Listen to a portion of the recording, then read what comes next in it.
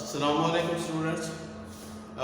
आज का जो टॉपिक है ये चैप्टर नंबर 3 जो फर्स्ट ईयर की बुक है उसी की कंटिन्यूशन है। जैसे मैंने आपसे प्रॉमिस किया था कि हम लोग पूरी बुक को ही इंशाल्लाह कवर करेंगे और chapter wise and topic wise चलेंगे। तो चैप्टर हमने स्टार्ट किया हुआ है चैप्टर नंबर 3 और chapter number 3 is all about enzymes.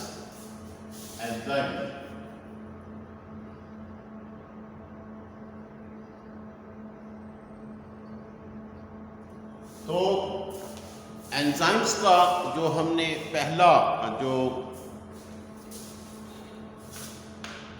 Lecture है वो ऑलरेडी हमने पढ़ लिया एंजाइम्स, और वो था एंजाइम्स के इंट्रोडक्शन के बारे में। एंजाइम की मुख्तलिफ हमने स्ट्रक्चर और फंक्शन के बारे में स्टडी किया था।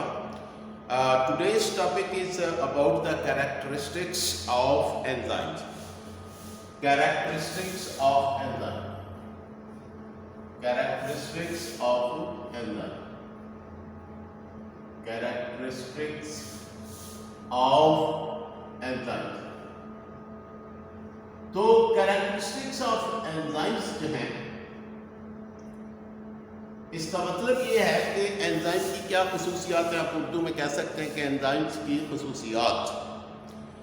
वैसे तो स्कीम के मुताबिक कई सालों से ये जो एंजाइम्स का चैप्टर है इसमें ये अमूमन शॉर्ट क्वेश्चन ही आते हैं, लेकिन मे बी स्कीम चेंज हो जाए तो ये कोई बड़ी बात नहीं है। लेकिन बहरहाल अगर ये शॉर्ट क्वेश्चन आता है तो you can pick 4 of them, यानी एनी 2 to 4 ऑफ देम, यानी कह लें कि आप शॉर्ट क्वेश्चन में 8 के 8 लिखने की ज़रूरत नहीं है। तो बहरहाल we will study, will go through all of them, और उसके बाद आप खुद डिसाइड करें कि आपने कौन से इसमें से जो आपको पसंद है, जो इजी लगते हैं कैरेक्टरिस्टिक्स में अगर क्वेश्चन आता है तो आपने कौन से लिखना। तो एनीवे सबसे पहले हम स्टार्ट करते हैं कि कैरेक्टरिस्टिक्स ऑफ एंजाइम में सबसे पहला जो एंजाइम का कैरेक्टरिस्टिक है और वो है कि all enzymes are globular protein. Enzymes are globular protein, enzymes are globular protein, globular protein. तो ये पहला कैरेक्टरिस्टिक है। जैसे कि आप ऑलरेडी चैप्टर नंबर 2 में पढ़ चुके हैं कि जो प्रोटीन्स होती हैं, there are many types of proteins and one of them is globular protein. Globular protein globule से, यानी कि ऐसी ही प्रोटीन जो कि 3 डायमेंशनल हो, यानी जैसे राउंड शेप, गोल जैसे टेनिस बॉल है इस तरह की शेप, या समटाइम इलांगेटेड शेप भी होती हैं, लेकिन 3D स्ट्रक्चर होते हैं, यानी 3 डायमेंशनल स्ट्रक्चर होते हैं। 3 डायमेंशनल से मुराद है कि जिसकी हाइट, लेंथ और विड्थ हो, और हम उनको तीनों यानी एंगल से देख सकते हो, विड्थ के लिहाज से भी, लेंथ के हिसाब से भी और हाइट के हिसाब से भी। तो ये जो यानी जो एंजाइम्स हैं, दीज आर एक्चुअली प्रोटीन्स। लेकिन प्रोटीन्स में जैसे मैंने कहा बहुत सारी टाइप्स हैं, उसमें एक टाइप है ग्लोबुलर प्रोटीन। तो ये एंजाइम एक्चुअली ग्लोबुलर प्रोटीन है। ग्लोबुलर प्रोटीन्स कैसे बनती हैं, जैसे थोड़ा सा मैं आपको बता दूं कि जो प्रोटीन्स हैं they are actually the chains of amino acid, long chains of amino acid. इस तरह से प्रोटीन यानी अमाइनो एसिड की जो लॉन्ग चेन है उसको प्रोटीन कहते हैं। तो प्रोटीन क्या है, ये लॉन्ग चेन्स अगर एक दूसरे के ऊपर क्वाइल्ड और फोल्डेड हो, बार बार क्वाइल्ड हो, ऐसे ही जैसे मिसाल के तौर पर आपने गले में नेकलेस पहना है या आपके पास तस्बीह है, तो तस्बीह को जब आप अपने हाथ पे इस तरह से रख के इसको इकट्ठा कर लें तो वो एक राउंड स्ट्रक्चर बन जाता है, उसको हम ग्लोबुलर स्ट्रक्चर कहते हैं। तो एंजाइम्स के अंदर जो प्रोटीन्स होती हैं यानी वो ग्लोबुलर प्रोटीन्स होती हैं, और उसमें जो चेन्स ऑफ अमाइनो एसिड है वो एक दूसरे के ऊपर फोल्डेड है। जैसे ये चेन है, अगर हम इसको इस तरह से फोल्ड कर दें एक दूसरे के ऊपर, ऐसे ये जो अमाइनो एसिड की चेन है वो एक दूसरे से ऊपर फोल्डेड इस तरह से, तो ये जो स्ट्रक्चर बनेगा that will be globular structure. ठीक है, तो पहली एंजाइम्स की खसूसियत ये है कि दे आर प्रोटीन्स, एंड अगर पूछा जाए कि प्रोटीन कौन सी, तो ग्लोबुलर प्रोटीन। ये that is the first characteristics of enzyme. अब हम दूसरे की बात करेंगे। दूसरा जो इसका जो है वो है कि दे एक्सेलरेट ए केमिकल रिएक्शन, और दे accelerate a chemical reaction tremendously.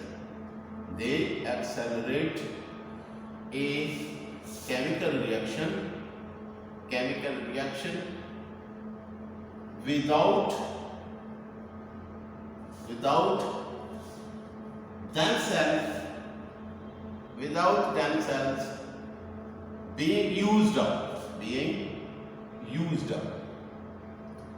अब ये दूसरा कैरेक्टर है कि देखिए, फर्ज करें कि हमारे पास कोई भी केमिकल रिएक्शन है, कोई भी हमारे पास, मिसाल के तौर पर ये केमिकल रिएक्शन हमारे पास A+B, और इसके रिएक्शन इसके नतीजे में पैदा होने दिया है C, यानी ये रिएक्टेंट्स हैं और ये प्रोडक्ट है। ये केमिकल रिएक्शन है, और बहुत सारे केमिकल रिएक्शन ऐसे हैं जिनमें अगर एंजाइम नहीं डाला जाए तो वो इतने स्लो होते हैं कि दे टेक ईयर्स, यानी उनको साल। जैसे मिसाल के तौर पर एंजाइम जो हम जो एक वक्त का खाना खाते हैं तो उसको डाइजेस्ट होने में 3-4 घंटे लगते हैं, हर 5 घंटे लगते हैं। क्यों? इसलिए कि हमारी बॉडी के अंदर वो तमाम एंजाइम्स मौजूद हैं जो कि खाने को डाइजेस्ट करते हैं, खाना चाहे कार्बोहाइड्रेट हो, प्रोटीन हो या फैट हो। अगर फर्ज करें कि हमारी बॉडी के अंदर कोई एंजाइम नहीं है और हम खाना खा लेते हैं, तो आप इमेजिन करें कि उसको कई साल लग सकते हैं उस खाने को डाइजेस्ट करने में, विदाउट एंजाइम। एंजाइम के बगैर एक वक्त का खाना डाइजेस्ट करने के लिए साल लग सकते हैं या कई साल लग सकते हैं। तो इस तरह से यानी ज़िंदगी जो होगी वो बिल्कुल मफलूज हो, और ज़िंदगी जो है, लाइफ जो है, विदाउट एंजाइम परसिस्ट नहीं कर सकती। तो एंजाइम्स का काम है केमिकल रिएक्शन को एक्सेलरेट करना, तेज कर देना। यानी ये रिएक्शन जो है A+B, और इसमें जो A+B जो है ये रिएक्टेंट्स हैं और ये प्रोडक्ट है, ये अगर फर्ज करें नॉर्मल विदाउट एंजाइम हम ये रिएक्शन करवाते हैं तो it may take long time, but when we add an enzyme, फर्ज करें इसमें हमने एक एंजाइम E ऐड कर दिया है, तो ये रिएक्शन जो है ये मिलियंस ऑफ टाइम्स जो है वो तेज हो जाएगा। यानी अगर मिलियन सेकंड्स में होता है तो वो 1 सेकंड में ये रिएक्शन कंप्लीट। इतना ज़्यादा यानी एंजाइम जो है वो किसी भी रिएक्शन को तेज कर देते हैं। लेकिन रिएक्शन जब ख़त्म होगा, कंप्लीट होगा, तो ये एंजाइम हमें वैसे का वैसा ही मिल जाएगा। यानी कि ये इस रिएक्शन को सिर्फ तेज करेगा, एक्सेलरेट करेगा, पर इस रिएक्शन में यूज नहीं होगा, और रिएक्शन के एंड पर हमें वैसे का वैसा ही मिल जाएगा जैसे हमने डाला था। ये था कैरेक्टरिस्टिक नंबर 2। और नंबर 3 है their presence does not alter, their presence does not alter or change, does not alter the nature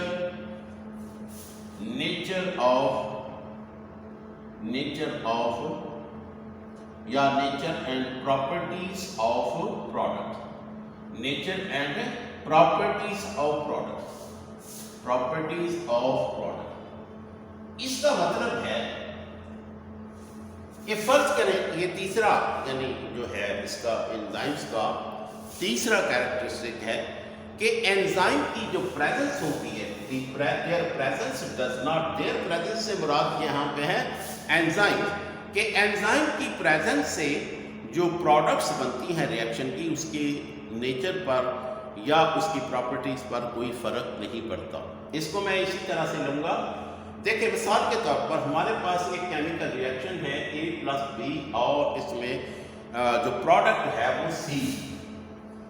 अब ये रिएक्शन जो है ये एंजाइम के बगैर हुआ है, और इसकी में जो प्रोडक्ट बनी है वो C।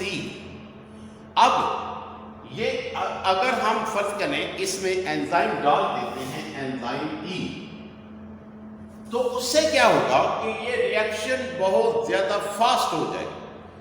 लेकिन फास्ट रिएक्शन होने के साथ साथ ये जो प्रोडक्ट्स बन रही हैं इसके ऊपर कोई फर्क नहीं पड़ेगा। यानी जो प्रोडक्ट बन रही है वही बनेगी, चाहे आपने एंजाइम डाला है तब भी वही प्रोडक्ट बन रही है, ये अगर नहीं डाला तब भी वही डाली है। यानी एंजाइम की प्रेजेंस से प्रोडक्ट की नेचर पर कोई फर्क नहीं पड़ता। एंजाइम की प्रेजेंस से जो प्रोडक्ट्स होती हैं इनकी नेचर पर, इनकी प्रॉपर्टीज पर किसी किस्म का कोई असर नहीं पड़ता। ये थी तीसरी characteristic. Now will talk about the next one जो फोर्थ है।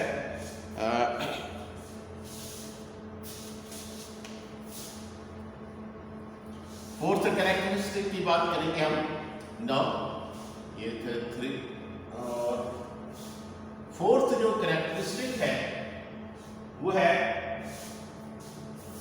कि enzymes are used in very small amounts. Enzymes are used in very small amounts. Enzymes are used in very small amount. Small.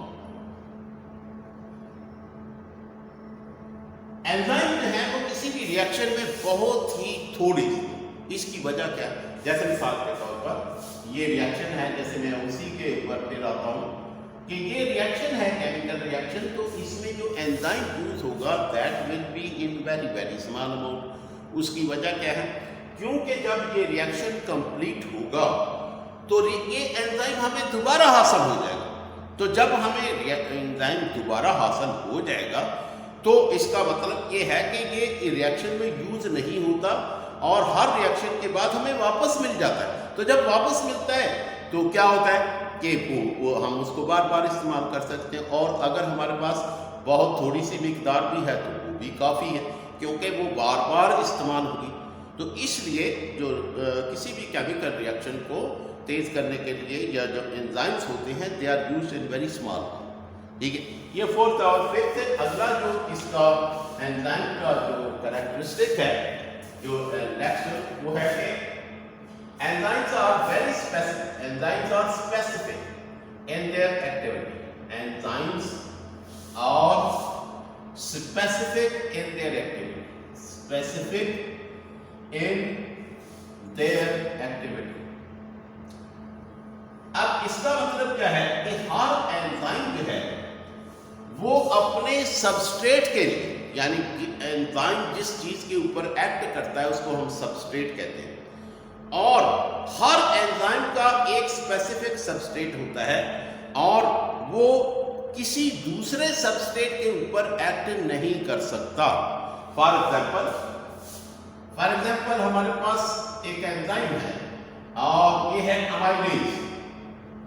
अब amylase जो है ये specific है किसके लिए?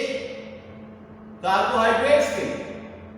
कार्बोहाइड्रेट्स यानी ये जो अमाइलेज एंजाइम है जिसको सलाइवरी अमाइलेज, ये हमारा जो सलाइवा होता है मुंह के अंदर उसके अंदर पाया जाता है, और ये एंजाइम सिर्फ और सिर्फ कार्बोहाइड्रेट को डाइजेस्ट करता है जो हमारी फूड में शामिल है। ये अमाइलेज जो है ये ना ही प्रोटीन के ऊपर एक्ट करेगा, ना ही लिपिड्स के ऊपर, ना किसी और चीज के ऊपर एक्ट नहीं करेगा। यानी एंजाइम जो हैं they are specific for their substrate. Enzyme अपने सबस्ट्रेट के लिए बहुत ही स्पेसिफिक होते हैं और ये सिर्फ अपने सबस्ट्रेट के ऊपर एक्ट करते हैं, किसी और चीज के ऊपर ये एक्ट नहीं करते। They are specific. जैसे मिसाल के तौर पर एक और एंजाइम पेप्सिन। पेप्सिन जो है it is specific only for protein, यानी ये सिर्फ प्रोटीन्स के लिए स्पेसिफिक है, ये लिपिड्स को, कार्बोहाइड्रेट्स को या किसी और ग्रुप ऑफ फूड को डाइजेस्ट नहीं करते। इसी तरह से लाइपेज एंजाइम सिर्फ और सिर्फ लिपिड्स को डाइजेस्ट करता है, ये किसी और को डाइजेस्ट नहीं करता। So that's called the specificity of enzymes, यानी enzymes are very specific in their action. अच्छा जी, नेक्स्ट जो है इसकी कैरेक्टरिस्टिक वो है कि they are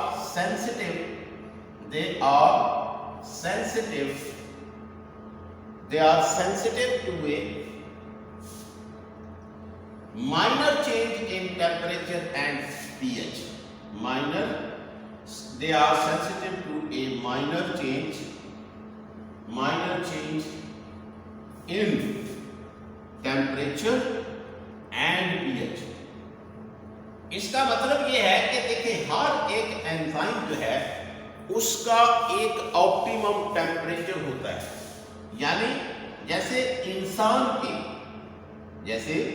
इंसान के जो एंजाइम्स हैं जो हमारी बॉडी के अंदर होते हैं ऑप्टिमम टेम्परेचर, वो उनका ऑप्टिमम टेम्परेचर जो होता है वो होता है 37 डिग्री सेंटीग्रेड। ठीक है, 37 डिग्री सेंटीग्रेड पर हमारे जो एंजाइम्स हैं दे एक्ट बेस्ट, यानी वो बेस्ट परफॉर्म करते हैं।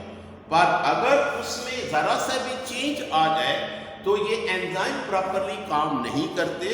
ये आपने अपने आप के ऊपर भी तजर्बा किया हो, लाजमी बात है। कैसे कि फर्ज करें जब हमें बुखार होता है तो हमारी बॉडी का टेम्परेचर 37 की बजाय कहाँ पे पहुंच जाता है 38, 39।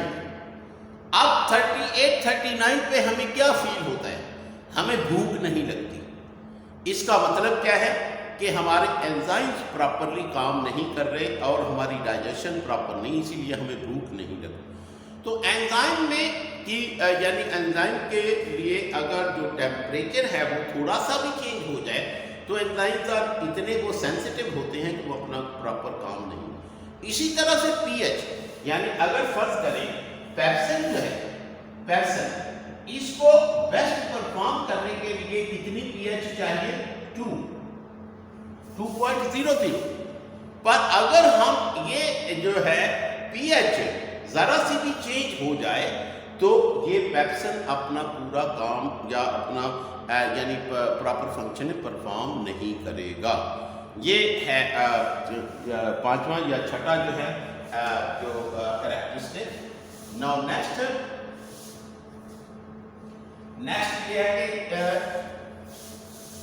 जो सातवां है पॉइंट, 7th पॉइंट जो है वो ये है कि एंजाइम्स जो हैं ये बेसिकली प्रोटीन के होते हैं। और अभी हम बात भी करके हटे हैं कि एंजाइम्स आर ग्लोबुलर प्रोटीन, यानी एंजाइम का जो स्ट्रक्चर होता है, यानी ये फर्ज करें एंजाइम है, इसका जो स्ट्रक्चर होता है ये, या इसको मैं सिंपल डायग्राम बना लेते हैं। ये फर्ज करें एंजाइम, ये एंजाइम का एक मॉलिक्यूल है और ये किससे बना हुआ है? ये सारा का सारा प्रोटीन से बना। लेकिन कुछ एंजाइम्स ऐसे भी होते हैं जो जिनका एक मखसूस पार्ट नॉन प्रोटीनस होता है, यानी वो प्रोटीन का बना हुआ नहीं होता। जैसे मिसाल के तौर पर ये एंजाइम है और इसका ये वाला हिस्सा जो है, ये वाला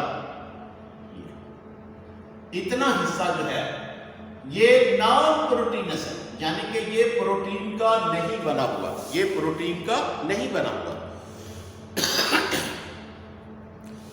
लेकिन इस एंजाइम की मजबूरी ये है कि ये वो इस नॉन प्रोटीनस पार्ट के बगैर अपना फंक्शन परफॉर्म नहीं कर पाता।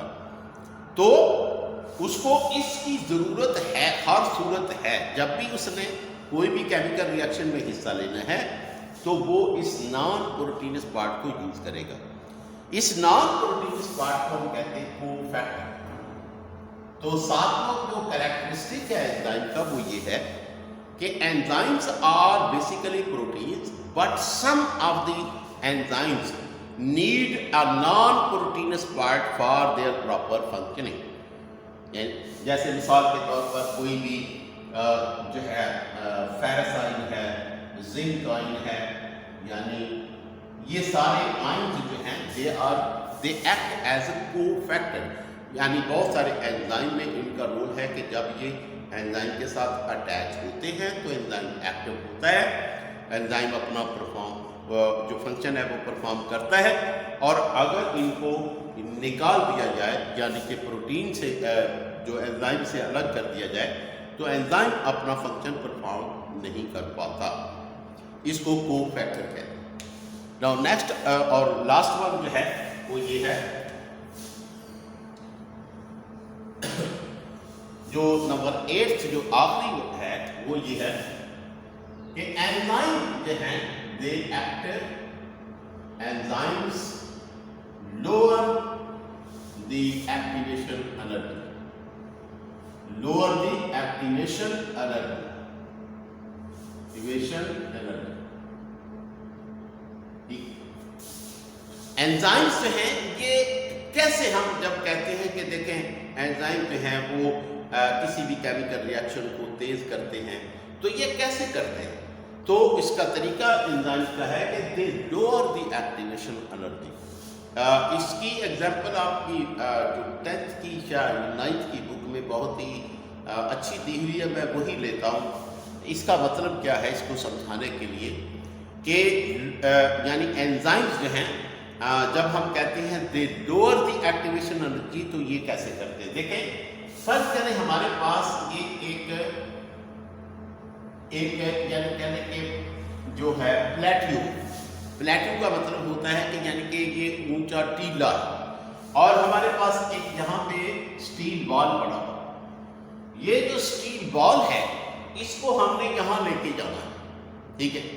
अब इसको जब हमने यहाँ पे लेके जाना है तो अगर कोई पर्सन हमें ऐसा मिल जाए, क्या सा जो इसको उठा के यहाँ पे रख दे, ठीक है, इसको उठा के यहाँ पे रख दे तो इस को यहाँ से यहाँ तक जाने में सेकंड लगेगा, 1 सेकंड लगेगा। यानी इसको हल्का सा आप इसको सिर्फ पुश करेंगे ये रोल करना शुरू करेगा और सेकंड्स में ये यहाँ पहुंच जाए।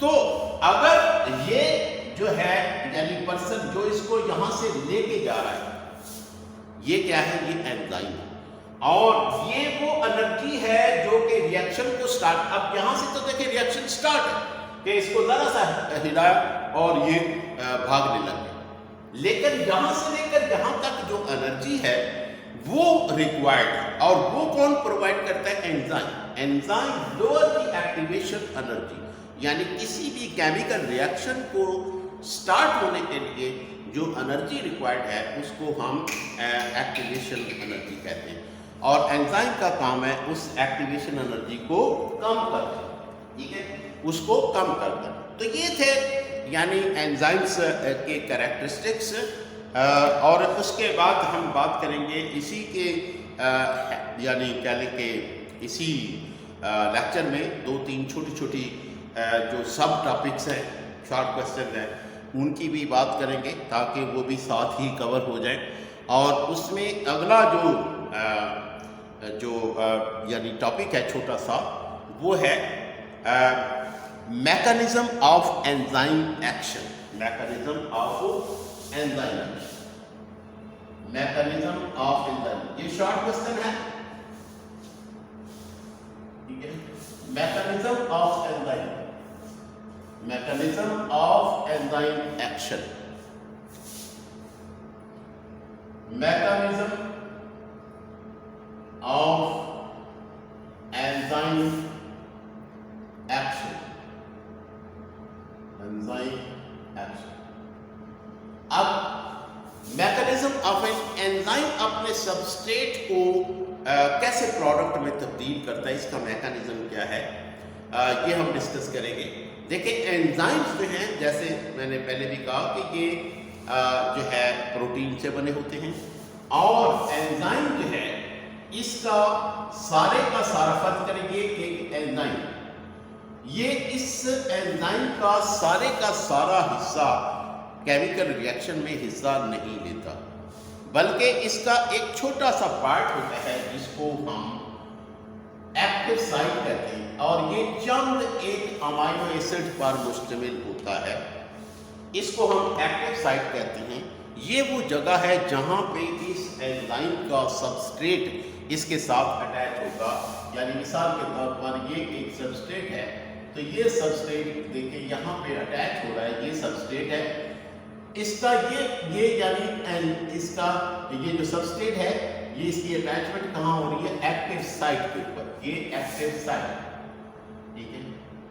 तो जब एंजाइम यानी एंजाइम जो है वो ये एंजाइम है और इसके साथ क्या है, सबस्ट्रेट, जो इसका सबस्ट्रेट, एंजाइम और सबस्ट्रेट आपने यानी ये जो एंजाइम का एक्टिव साइट है वहां पे आपके सबस्ट्रेट अटैच होगा और एक ये कॉम्प्लेक्स बनेगा, इसको हम कहते हैं enzyme substrate complex. Enzyme substrate यानी ये था, ये देखिए ये था एंजाइम, ये हो गया एंजाइम, ये इसको मैं जरा थोड़ा हट के बना देता हूं, ये हो गया सबस्ट्रेट, ये एंजाइम है और ये इसका सबस्ट्रेट, इस तरह से ये इसका सबस्ट्रेट, ये एंजाइम है और ये इसका सबस्ट्रेट है। अब एंजाइम ये जो सबस्ट्रेट है एंजाइम के एक्टिव साइट के साथ जाके अटैच होगा और इस तरह से, यानी ये एंजाइम है और इसके साथ इसका ये वाला जो सबस्ट्रेट है ये ऐसे आके अटैच होगा और ये सबस्ट्रेट है और एंजाइम। अब ये एंजाइम और सबस्ट्रेट दोनों क्या बन गए, एंजाइम सबस्ट्रेट कॉम्प्लेक्स। ये क्या है, इसको हम क्या कहते हैं, एंजाइम सबस्ट्रेट कॉम्प्लेक्स।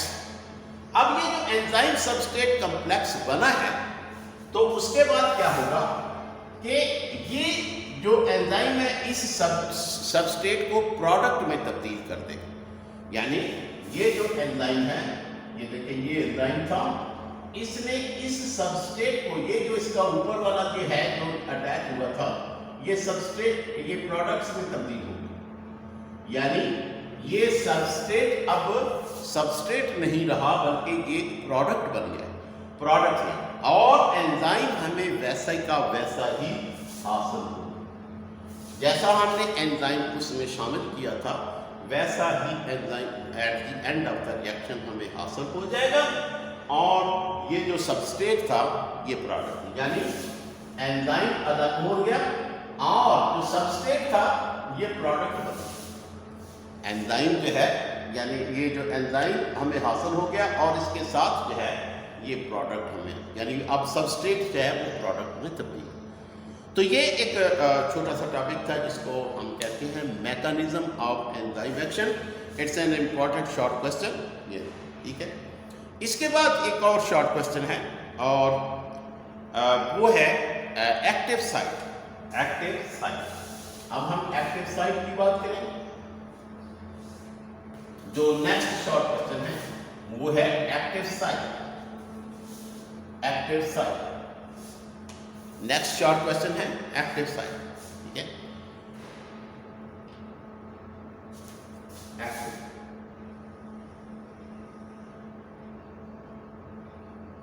अच्छा एक्टिव साइट के बारे में हमने पहले थोड़ा सा डिस्कस किया, लेकिन आपको मैं ये बताऊं कि एक्टिव साइट की जो एक्चुअल डेफिनेशन है वो अब आएगी। ये जो है ये पेज नंबर 39 है, 39 के ऊपर ये जो, और अगर आपको ये जो डेफिनेशन आती है एक्टिव साइट की तो आपने यहाँ से लिखनी, जो पहले इंट्रोडक्शन में वो बहुत ही ब्रीफ है, यहाँ पे जो बहुत ही डिटेल्ड इसकी डेफिनेशन है और आपने यही लिखनी है। और ये डेफिनेशन क्या है कि active site is an active site, an active site is a charge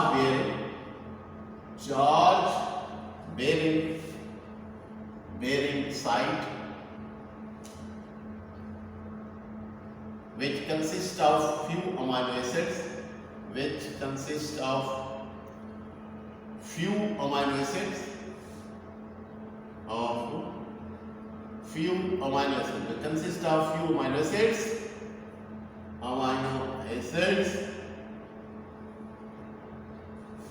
arranged specifically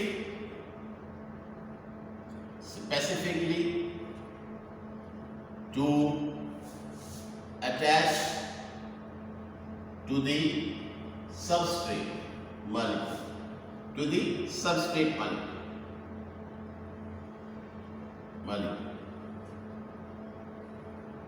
तो ये अगर डेफिनेशन आपको पसंद ना आए तो आप बुक वाली एक्सेप्ट यानी जो है वो याद कर सकते हैं, लेकिन मतलब दोनों का एक ही है। मैं भी आपको इसका मतलब समझाता हूँ कि देखें जो एक्टिव साइट होता है, यानी जैसे मैंने पहले भी कहा कि ये एंजाइम और एंजाइम ग्लोबुलर प्रोटीन है और इसमें बहुत सारे अमाइनो एसिड, लेकिन ये जो कुछ अमाइनो एसिड्स ऐसे होते हैं जो स्पेसिफिकली अरेंज्ड होते हैं, यानी कि उनकी अरेंजमेंट बहुत ही स्पेशल होती है यहाँ पे, और ये स्पेसिफिकली अरेंज्ड है यहाँ पे, और ये कि ड्यू इसका यानी ये जो अमाइनो एसिड्स हैं जो अरेंज हुए हैं स्पेशली, ये they make a site which is called active site.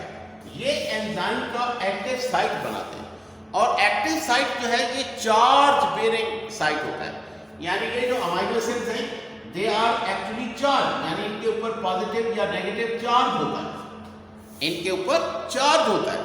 और जब एक्टिव यानी जो सबस्ट्रेट है वो इसके साथ, और दूसरी बात ये, एक तो चार्ज वाली बात होगी और दूसरा ये है कि इसके दो हिस्से होते हैं, यानी इसके दो हिस्से होते हैं। एक हिस्सा जो होता है ये बाइंडिंग साइट कहलाता है, और दूसरा जो है वो कैटालिटिक साइट कहलाता है। यानी ये जो एक्टिव साइट है इसके एक्चुअली दो पार्ट्स होते हैं। एक्टिव ये जो एक्टिव साइट है इसके दो इसके पार्ट्स हैं, एक बाइंडिंग साइट और एक कैटालिटिक साइट। अब बाइंडिंग साइट और कैटालिटिक साइट जो हैं दो अलग, यानी बाइंडिंग साइट क्या करता है कि जो जब सबस्ट्रेट इसके साथ अटैच होता है तो सबस्ट्रेट को ये रिकॉग्नाइज करता है कि ये ही मेरा सबस्ट्रेट, और जब वो रिकॉग्नाइज कर लेता है तो फिर उसके साथ अटैच हो जाता है। अटैच होने के बाद ये जो दूसरा साइट है जिसको कैटालिटिक साइट कहते हैं, ये इस सबस्ट्रेट को प्रोडक्ट में तब्दील कर देते हैं। यानी बाइंडिंग साइट जो कि सबस्ट्रेट को पहचानता है, रिकॉग्नाइज करता है कि हाँ ये सबस्ट्रेट है, और फिर उसके बाद अटैच हो जाता है उसके साथ, और जो कैटालिटिक साइट है वो उसको प्रोडक्ट्स में तब्दील कर देता है। ठीक है, तो ये था यानी एक्टिव साइट है, जैसे मैंने कहा ये भी एक शॉर्ट क्वेश्चन है। इसके साथ जो नेक्स्ट शॉर्ट क्वेश्चन है वो है डिफरेंट मॉडल्स, यानी different models of enzyme action. अच्छा, डिफरेंट जो मॉडल्स हैं उसमें वो बहुत ही इंपॉर्टेंट शॉर्ट क्वेश्चन भी है। पहला मॉडल से मुराद ये होता है, देखें जब कोई भी चीज यानी एंजाइम्स हमारी बॉडी में एक्ट कर रहे हैं तो हमें नहीं पता कि वो कैसे एक्ट, हम उनको देख नहीं सकते, माइक्रोस्कोप से नहीं देख सकते। तो क्या होता है, जो यानी जो बायोलॉजिस्ट है वो उसका एक मॉडल बना के आपको बताता है कि ये एंजाइम है, ये सबस्ट्रेट है, ऐसे एक्ट करते हैं, यानी उसको मॉडल की सूरत में समझाने की कोशिश करते हैं। तो जो पहला मॉडल एंजाइम का था यानी जो पेश किया गया था वो एक जर्मन बॉटनिस्ट था जिसको हम एमल फिशर कहते हैं। एमल फिशर, ये मॉडल जो था एमल फिशर ने पेश किया था, और उसने ये कहा कि जो एंजाइम्स होता है, जो एंजाइम होता है इस तरह से फर्ज करें ये एक एंजाइम है और ये इसका एक्टिव साइट है, तो उसने ये कहा कि ये जो एक्टिव साइट होता है एंजाइम का, ये फर्ज करें एक्टिव साइट है, ये एक्टिव साइट एक रिजिड स्ट्रक्चर, सख्त होता है, यानी हार्ड होता है कि इसकी शेप बिल्कुल भी चेंज नहीं हो सकती, इसकी शेप बिल्कुल भी चेंज नहीं होती, यानी एंजाइम के एक्शन से पहले या रिएक्शन से बाद या रिएक्शन के दौरान इसकी एक्टिव साइट की शेप चेंज नहीं हो सकती, ये बिल्कुल जैसा है वैसा ही रहे।